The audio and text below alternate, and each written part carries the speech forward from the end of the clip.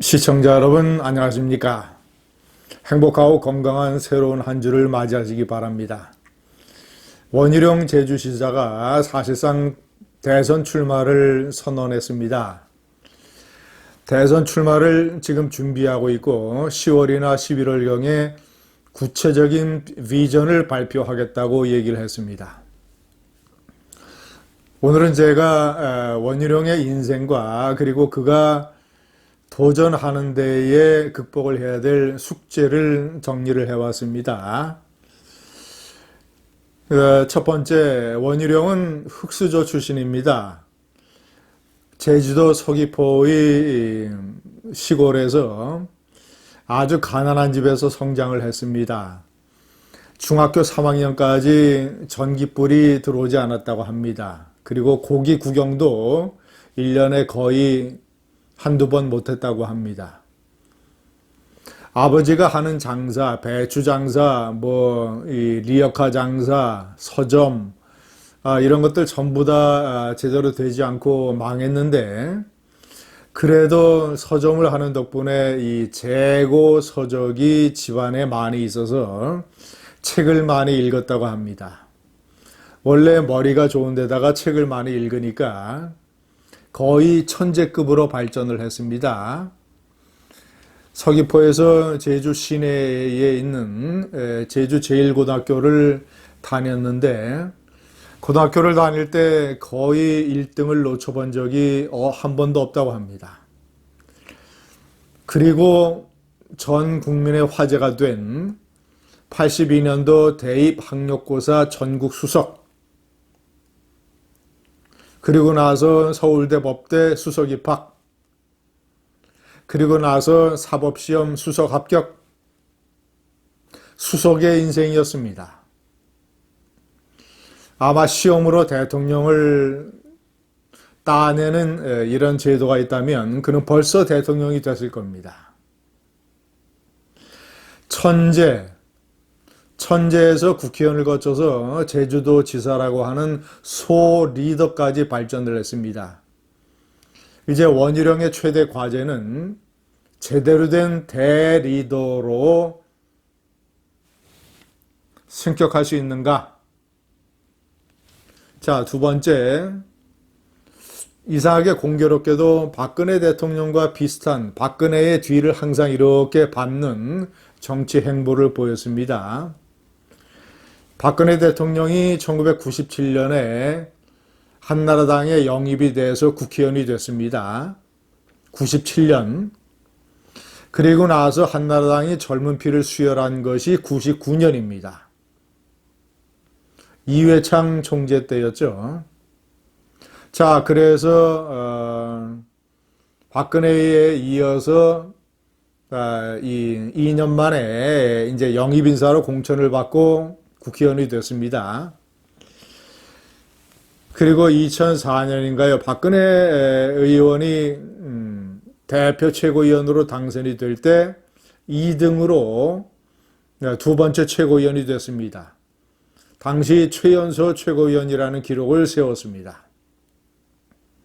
박근혜 대표 옆에 바로 앉아서 최고위원 회의에 참석을 했었죠. 그런데 당시만 해도 원희룡 최고위원은 술을 좋아해서 아침에 술이 덜 깨는 날에는 술 냄새도 풍기곤 했다고 합니다. 그래서 박근혜 대표가 공개적으로 누구라고 지칭을 하지 않았지만 아침 회의 때 술 냄새를 풍기는 최고위원이 있다, 이렇게 얘기를 해서 화제로 보도된 적도 있었죠.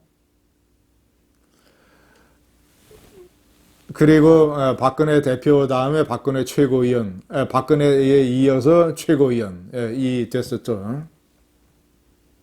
자, 그리고 이명박 대통령 후보가 당선됐을 때 당내 경선에서 이명박 박근혜에 이어서 3위를 했습니다. 만약에 그런 박근혜를 뒤따라가는 이런 관행이, 이런 어떤 하나의 패턴이 적용이 된다면 박근혜에 이어서 우파의 대통령이 될 수도 있겠죠.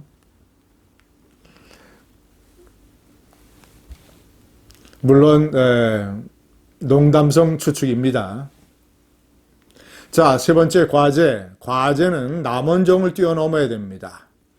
남원정은 남경필, 원희룡, 정병국, 2000년도에 국회에 들어온 그래서 미래연대라고 하는 개혁 그룹의 가세를 하면서 활동을 했던 개혁 소장파 3인입니다.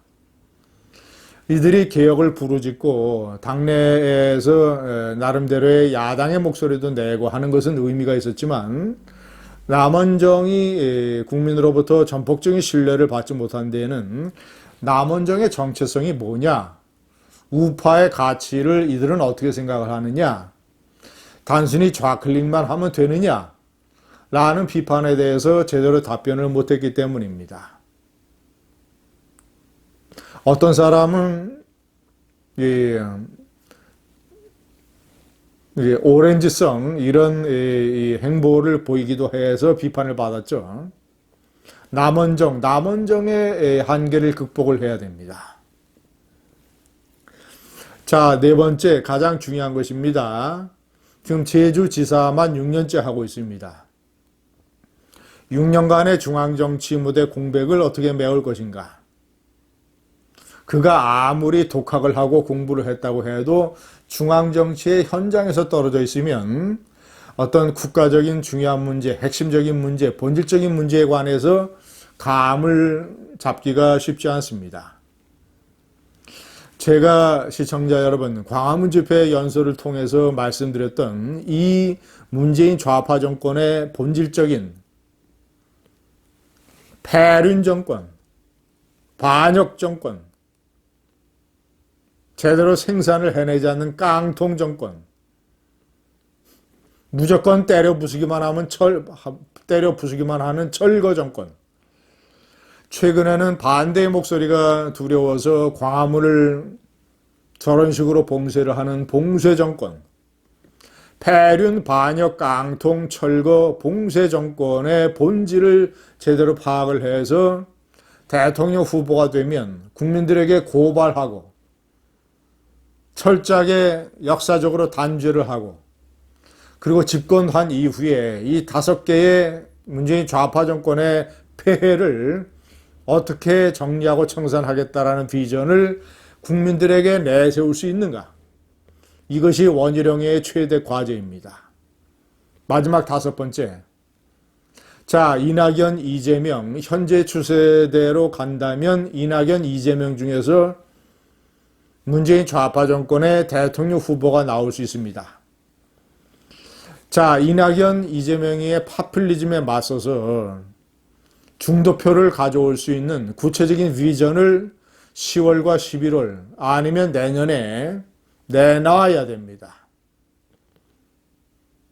제가 말씀드린 4번의 정치 투쟁도 중요하지만 5번의 정책이라든가 아주 구체적인 민생 대책에 관해서 내놔야 됩니다. 제주도 천재 소년 원희룡의 대통령 선거 도전. 여러분 관심을 가지고 저와 함께 지켜보지 않으시렵니까? 감사합니다.